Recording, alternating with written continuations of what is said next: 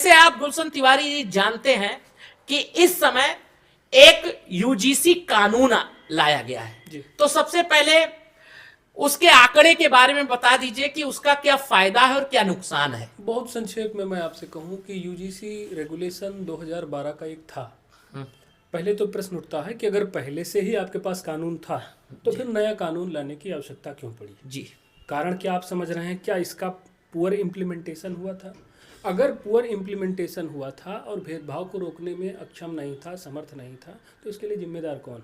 जी, इसके लिए तो वही प्रशासनिक मशीनरी जिम्मेदार है, वही सिस्टम जिम्मेदार है। फिर आप मौजूदा कानून का क्रियान्वयन मजबूती से ना कर सकें और उसके विकल्प के तौर पर नया कानून लेके आए, ये तो मूर्खता की बात हुई। फिर दूसरे बिंदु पर मैं ये कहना चाहता हूँ, आप जब कानून लेके आए तो क्या कानून की ये अवधारणा नहीं हो सकती थी कि कोई किसी के भी साथ हायर एजुकेशन में या शैक्षिक संस्थानों में भेदभाव करे तो हम लोग जो है उसका इफेक्टिवली रिड्रेसल करें, उसमें उसकी रोकथाम के लिए? आपने जातीय दृष्टिकोण से कैसे बना लिया कानून? आपने उसमें बताया SC ST OBC माइनॉरिटी। जी, जैसे यूजीसी में जिस प्रकार से पहले ओबीसी नहीं थे, इनको काहे जोड़ा गया? क्या इनके साथ भी भेदभाव होता था? जो मैं आपसे बता रहा हूँ स्पष्ट कर दूँ कि आज सामान्य वर्ग बनाम अन्य वर्ग की व्यवस्था चल रही है। जी, पूरा देश बटा हुआ है आरक्षण बनाम अनारक्षित भारत। हाँ, और इसकी एक आज मौजूदा परिस्थितियों में इसी विभाजन को, इसी हथियार आरक्षण को एक राजनैतिक हथियार के रूप में देखा जा रहा है और कैसे समाज की काट छाट करके सत्ता प्राप्ति और सत्ता का संतुलन बनाने का काम किया जाए। जी, क्या यूजीसी रेगुलेशन की कहीं मांग उठी थी? जी, मौजूदा कानून थे तो आप नया कानून क्यों लाए? और लाए तो जातीय दृष्टिकोण से क्यों लाए?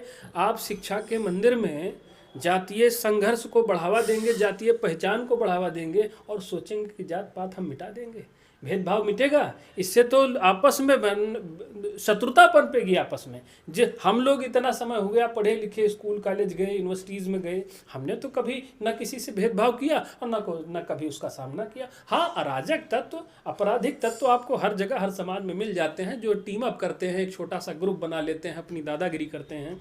ये सारी चीज़ें होती हैं, इससे इनकार नहीं है, लेकिन इसके लिए सिस्टम को दोषी ठहराया जाना चाहिए, ना कि सामान्य वर्ग को आप दोषी ठहरा देंगे और उसको बताएंगे कि तुम ही अपराधी हो समाज में और तुम ही सबका शोषण कर रहे हो। फिर तीसरा बिंदु मैं यूजीसी पे ये रखूंगा, मान लीजिए किसी के को गलत फंसाया गया तो उस बेचारे को आप कैसे कंपेंसेट करेंगे और उसके लिए सेफगार्ड क्या है? उदाहरण मैं दूंगा ललितपुर के विष्णु तिवारी का।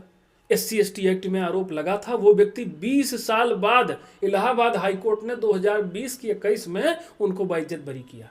फिर सवाल ये उठता है कि आज अब कौन सा कानून, कौन सा न्यायालय उसकी क्षतिपूर्ति कर सकता है? जी, ये प्रश्न उठता है। फिर हम ये भी पूछेंगे कि जिसने गलत कंप्लेन की थी उसके साथ क्या हुआ? उसने तो फिर विक्टिम कार्ड खेल करके मुआवजा भी हासिल कर लिया, SC ST एक्ट के पीड़ित को मुआवजा मिलता है। उसने धन उगाही की, भयादोहन किया।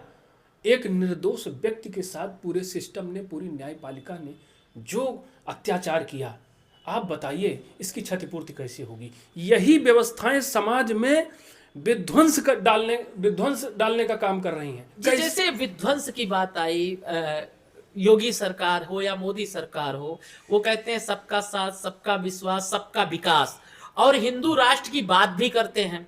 लेकिन इस तरह से देखा जाए, जब आप हिंदू राष्ट्र की एक तरफ मांग करते हैं, उसकी बात करते हैं, संतों को आगे करते हैं, रैलियां कराते हैं और अपने चुनाव में इस चीजों को बोलते हैं, लेकिन फिर ये जाति जात में बांटने का निर्णय कैसे हो गया?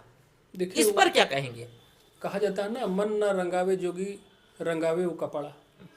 हम लोग, ये लोग जो दिखाई दे रहे हैं, धर्म का जो पाखंड दिखा रहे हैं, इन्होंने धर्म को धारण नहीं किया। हाँ। एक पाखंड का प्रचार किया इन्होंने। अगर ये धर्म को धारण करते तो क्या शंकराचार्य जी का इस तरह से अपमान होता?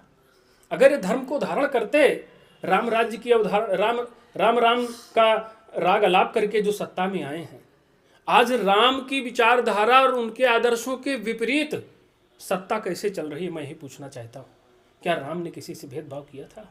आज आप समाज में जो भी कानून ला रहे हैं उनमें उसका दृष्टिकोण इतना संकीर्ण क्यों है? जी, आप पूरी समग्रता से समाज को के लिए एक कानून क्यों नहीं लाते, और उस एक कानून के तहत सबकी सुरक्षा हो, इसकी व्यवस्था क्यों नहीं होती है।